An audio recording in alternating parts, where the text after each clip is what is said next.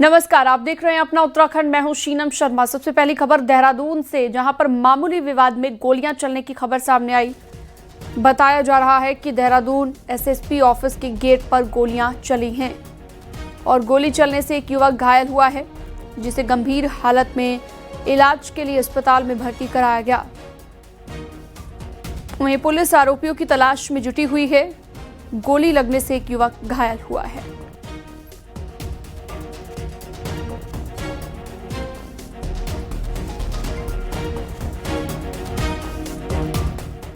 देहरादून में डालनवाला के आराघर T junction पर गाड़ी चेकिंग के दौरान 3 पुलिसकर्मियों को एक थार कार सवार ने टक्कर मार दी। हादसे में 3 पुलिसकर्मी गंभीर रूप से घायल हो गए, जिन्हें इलाज के लिए अस्पताल में भर्ती कराया गया। पुलिस ने आरोपी कार ड्राइवर को गिरफ्तार कर लिया है। बताया जा रहा है घटना सुबह करीब 3:30 बजे की है। जब पुलिसकर्मियों ने एक थार को रुकने का इशारा किया तो उसने पुलिस की टीम को जोरदार टक्कर मार दी। तो ये 3 तस्वीर आपकी स्क्रीन पर इस वक्त हैं। इन तीनों तस्वीरों के जरिए आप समझ सकते हैं इस खबर से जुड़ी हुई जानकारियां। 3 पुलिसकर्मी गंभीर रूप से घायल भी हुए हैं। हालांकि आपको बता दें कि यहां पर जब थार को रोकने का इशारा किया गया तो उसने पुलिस की टीम को जोरदार टक्कर मार दी। गाड़ी चेकिंग के लिए रोकने की कोशिश की जा रही थी, लेकिन गाड़ी नहीं रुकी। ड्राइवर उमर को अब गिरफ्तार कर लिया गया है।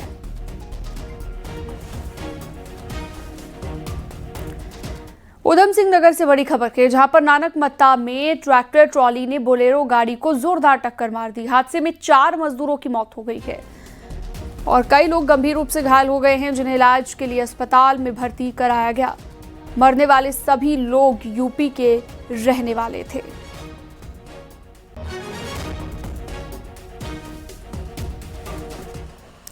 कोटद्वार से अगली खबर के, जहां पर कोड़िया चेकपोस्ट के पास एक रोडवेज बस की तेज रफ्तार कार के साथ भिड़ंत हो गई। टक्कर इतनी जबरदस्त थी कि कार में सवार 2 लोग गंभीर रूप से घायल हो गए, जिन्हें इलाज के लिए अस्पताल में भर्ती करा दिया गया है। बताया जा रहा है कि रोडवेज बस कोटद्वार से रामनगर की ओर जा रही थी।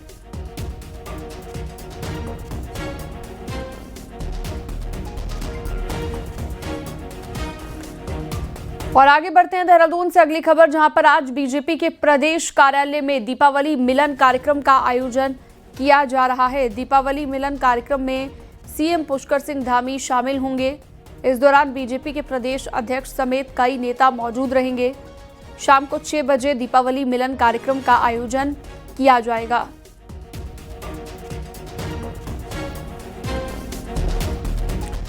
धामी सरकार ने राज्य कर्मियों के लिए दीपावली से पहले बड़ी सौगात दी है। सरकारी कर्मचारियों और पेंशनरों का महंगाई भत्ता 55% से बढ़ाकर 58% कर दिया गया है। इस निर्णय के तहत महंगाई भत्ता का 1 जुलाई से ये लागू होगा। महंगाई भत्ता सरकार के इस फैसले से राज्य के लगभग 2.5 लाख से ज्यादा कर्मचारियों को फायदा होगा। वहीं राज्य कर्मचारी संगठनों ने सरकार के इस फैसले का स्वागत किया है और इसे दीपावली का बड़ा उपहार माना जा रहा है।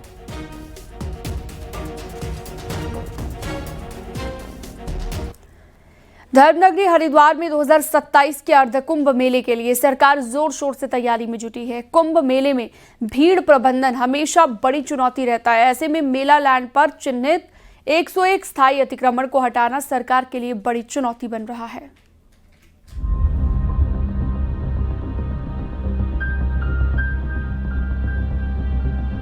साल 2027 में अर्धकुंभ मेले का आयोजन होना है और कुंभ मेले में भीड़ नियंत्रण सरकार के लिए सबसे बड़ी समस्या होती है। ऐसे में हरिद्वार के बैरागी कैंप और दूसरे इलाकों में एचआरडीए ने 101 स्थायी अतिक्रमण को चिन्हित किया है, जिसको हटाना प्रशासन के लिए किसी चुनौती से कम नहीं है।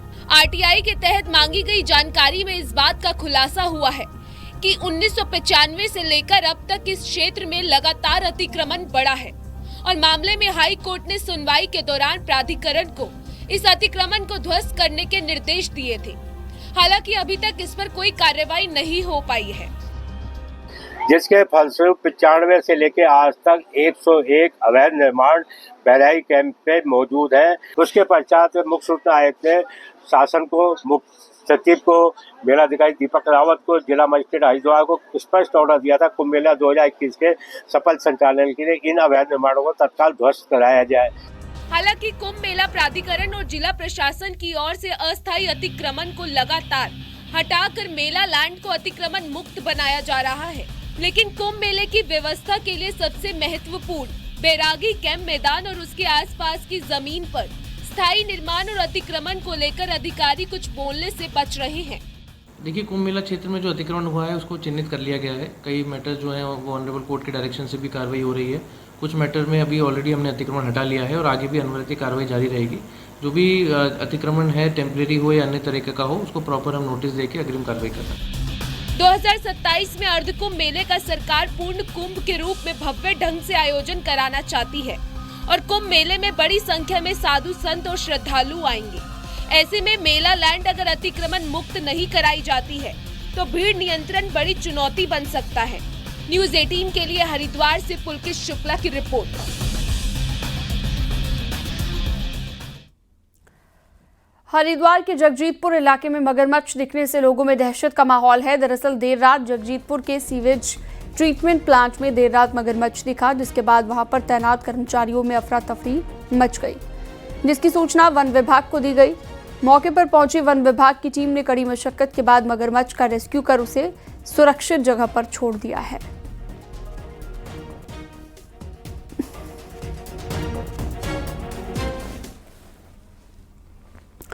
अल्मोड़ा प्रशासन ने की टीम की तरफ से मिठाई की दुकानों पर छापेमार कार्रवाई की गई। कई दुकानों से टीम ने मिठाई के सैंपल लिए और जांच के लिए उनको भेजा। एसडीएम ने कहा, त्योहार को लेकर प्रशासन अलर्ट पर है और लगातार प्रशासन नजर बनाए हुए है। एसडीएम ने शांतिपूर्वक तरीके से दीपावली मनाने की लोगों से अपील की है। का ध्यान रखते हुए प्रॉपर साफ सफाई, कोई मतलब दूसरी प्रकार का कोई मिठाई न बिके। उक्त संबंध में हमारे आज सीओ साहब हैं, नगर निगम की टीम हमारी है और फूड वाले हैं, तो हम लोग जांच कर रहे हैं। और साथ में हम पटाखा मार्केट में भी जाके भी वहाँ भी देख रहे हैं कि प्रॉपर जो सुरक्षा मानक हैं उसका पूरा पालन किया जाए। दीपावली के मौके पर दूसरे शहरों में काम करने वाले लोग अपने घरों का रुख कर रहे हैं। हरिद्वार के रोडवेज बस स्टैंड पर भी लोग घरों को लौटने वाले बहुत बड़ी संख्या में पहुंचे हैं। काफ़ी भीड़ नजर आ रही है। लोगों की भीड़ को देखते हुए रोडवेज की ओर से ड्राइवरों और कंडक्टरों की छुट्टी को रद्द कर दिया गया। साथ ही यूपी, दिल्ली और अन्य रूटों के लिए बसों के एक्स्ट्रा फेरे लगाए जा रहे हैं। दरअसल हरिद्वार के औद्योगिक क्षेत्र सिडकुल में दूसरे राज्यों के हजारों लोग काम करते हैं और त्योहारों के दिनों में अपने घरों को लौटते हैं। जैसे कल भी धनतेरस के दिन हमने 15 फेरे एक्स्ट्रा गाड़ियों में लगवाए। आवश्यकता अनुसार यात्रियों की उपलब्धता का ध्यान रखते हुए उन्हें उत्तम सेवा प्रदान की जाएगी। त्योहार के दिन अब तक धनतेरस का जो रुझान है, धनतेरस पे ठीक ठाक भीड़ थी, तो आगे लोग सामान्य दिनों की अपेक्षा जी अब आने वाले भैया दूज के दिन शायद हमें और भीड़ की उम्मीद है। वहीं दीपावली का त्यौहार भले ही लोगों की जिंदगी में नई उमंग लेकर आता हो, लेकिन उत्तराखंड के पहाड़ी इलाकों में रहने वाले लोगों के लिए मौसमी रोजगार भी देता है। पहाड़ों में लक्ष्मी पूजा के मौके पर ताजे फूलों के साथ गन्ने का खास महत्व होता है। ऐसे में फूल और गन्ना उत्पादकों के लिए ये मौका किसी बेहतर अवसर से कम नहीं होता।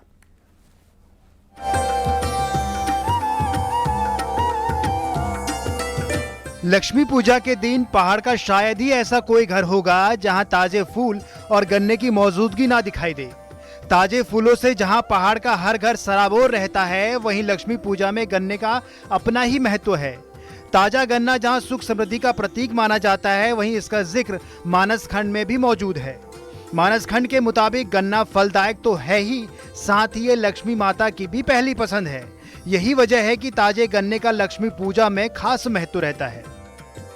दीपावली के बीच में फूल और गन्ने की बहुत अच्छी खासी डिमांड रहती है और इस बार बहुत अच्छा फूल हो रखा है और जो गांव वालों ने इस बार फूल में जो मेहनत की थी उनको अच्छी खासी इस बार सही लागत मिली है उनको इस बार। दीपावली के मौके पर गांव से महिलाएं कई तरह के फूलों को शहर में बेचने लाती हैं। शहरों में ताजे फूलों की खासी डिमांड रहती है। अलग अलग तरह के फूल जहां शहरवासियों की दीपावली में चार चांद लगाते हैं, वहीं पहाड़ की महिलाओं को मौसमी रोजगार भी देते हैं। दीपावली के पर्व को देखते हुए कई गांव में अब फूलों की खेती भी की जाने लगी है। फूलों की ये खेती ठीक दीपावली में तैयार होती है। ऐसे में ये रंग बिरंगे फूल कई परिवारों को त्योहार का खर्चा भी मुहैया कराते हैं। अपने घर में उगाते हैं और सिर में ला के बेचते हैं, वैसे भी देते हैं ठेके में, घर घर जाके भी देते हैं। 10 रुपया, 8 रुपया, 12 रुपया ऐसे देते हैं। मेहनत करके लाते हैं, बेचते हैं। दिवाली में फूल और गन्ने के इस्तेमाल से ये भी साबित होता है कि पहाड़ में पर्व कोई भी हो, प्रकृति से उसका सीधा नाता है। यही वजह है कि दीपावली में हर घर फूलों की खुशबू से महकता है तो गन्ने के धार्मिक महत्व से चमकता भी है। न्यूज़ 18 के लिए किशन जोशी के साथ विजय वर्धन उप्रेती की रिपोर्ट।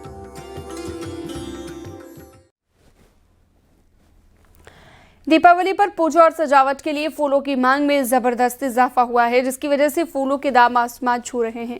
गेंदे के फूल रिकॉर्ड तोड़ दाम 250 रुपए किलो तक पहुंच गया है, जिससे किसानों को अच्छा खासा फायदा हो रहा है। जानकारों का मानना है कि दीपावली में लक्ष्मी के पूजन को लेकर विशेष तौर पर गेंदे और कमल के फूल का महत्व होता है। वहीं प्रदेश में हुई बारिश का असर भी फूलों की खेती पर पड़ा है, जिससे उत्पादन कम होने से फूलों के दाम में बढ़ोतरी हुई है। गेंदा 250-200 चला गया है, जो आज तक मैंने कभी नहीं बेचा। दिवाली में शायद कभी नहीं बेचा, मैंने तो नहीं बेचा, बाकी मुझे नहीं पता, मैंने कभी नहीं बेचा। मैंने गेंदा माला यहाँ पे 50 रुपए की, 40 रुपए की चल रही है। फूल वही है, गेंदा है, गुलाब है, कमल है, सब कुछ है, लेकिन रेट इस बार सब चीज के हाई है। जो पीछे बरसात हुई है, बाढ़ आई, उससे फूलों में बहुत इफेक्ट हुआ है। बहुत ही ज्यादा महंगा, बहुत ही ज्यादा। दिवाली की बहुत अच्छी तैयारी है। फूल थोड़े से महंगे हैं इस बार। किस तरह के फूल ज्यादा बिकते हैं? फूल गेंदे की लेडी, पत्ते की लेडी, आर्टिफिशियल देखो आप पीछे है। दिवाली के मौके पर पहाड़ों की खास बाल मिठाई की डिमांड बढ़ जाती है। अल्मोड़ा में बाल मिठाई का आविष्कार हुआ और 1865 से बदस्तूर ये खास मिठाई बेची जा रही है।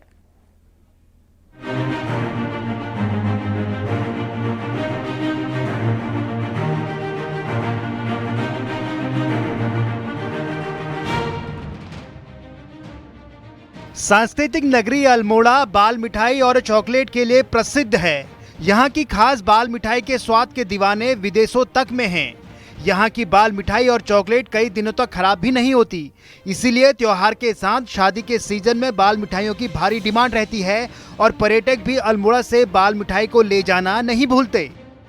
अल्मोड़ा की जो ये मिठाई है, ये पूरे देश विदेश में फेमस है। बाल मिठाई, इसे खोया और चीनी, दो चीज़ों से बनाया जाता है, शुद्ध खोया और चीनी से, और ये पूर्ण रूप से व्रत में भी खाई जाती है। और यहाँ पर अल्मोड़ा में जो बाल, सिंगौड़ी और चॉकलेट, ये 3 मिठाइयाँ सबसे ज़्यादा प्रसिद्ध है, जिसमें से बाल चॉकलेट को लंबे समय तक रखा भी जा सकता है बनाने के बाद। अल्मोड़ा की बाल मिठाई को यहाँ के दुकानदार खास तरीके से तैयार करते हैं। शुद्ध खोए से बनने वाली बाल मिठाई और चॉकलेट का स्वाद ऐसा है कि जो भी इसे एक बार चख लेता है वो इसका दीवाना हो जाता है। की जो बाल मिठाई है विश्व प्रसिद्ध तो है ही, तो यहाँ की जो हमारे रिश्तेदार बाहर रहते हैं और कभी कोई जाता है तो यहाँ की बाल मिठाई को वहाँ ले जाता है, क्योंकि यहाँ की वो बाल मिठाई जो है पहले से वही है, बाल सिंगौड़ी का यहाँ का पसंद है। अगर कभी बाहर भी जाता हूँ, जैसे देहरादून मेरे रिश्तेदार रहते हैं या उधर चमोली मेरे रिश्तेदार रहते हैं, तो मैं यहीं से उनकी मिठाई ले जाता हूँ। और लोगों की डिमांड भी रहती है अक्सर कि अगर आप अल्मोड़े से मिठाई लाएंगे तो इनकी मिठाई बहुत पहले से प्रसिद्ध है और इनका नाम अपने आप में एक ब्रांड है। बाल मिठाई, सिंगोड़ी और चॉकलेट का जिक्र आते ही लोगों को अल्मोड़ा याद आ जाता है। साल 1865 में लाला बाजार के शाह परिवार ने मिठाई का आविष्कार किया था और आज ये उत्तराखंड ही नहीं बल्कि देश विदेश में लोगों की पहली पसंद बन चुकी है। यही है अल्मोड़ा की बाल मिठाई, जिसके लिए लोग जो है काफी दूर दूर तक डिमांड करते हैं, क्योंकि ये मिठाई काफी दिन तक खराब नहीं होती है। इसके लिए जो है लोग अपने रिश्तेदारों को दिवाली के समय में भेजते हैं और काफी दूर तक जो है इस मिठाई की डिमांड रहती है। लोग कई दिनों तक मिठाई खराब नहीं होने के कारण इसकी डिमांड ज्यादा रहती है। किशन जोशी, न्यूज़ 18 अल्मोड़ा।